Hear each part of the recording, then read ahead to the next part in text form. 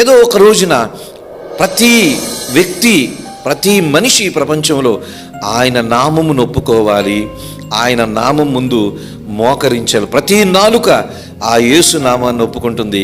ప్రతి మోకాళ్ళు యేసు నామము దగ్గర వంగి తీరవలసిందే.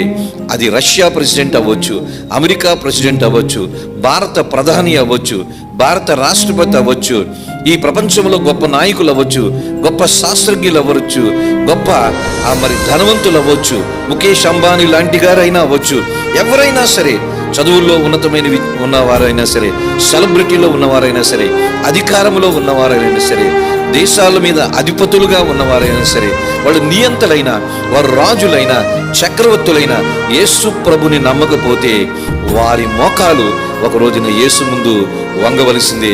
వారి నాలుక ఒక రోజున నువ్వే దేవుడివి అని ఒప్పుకోవలసిందే.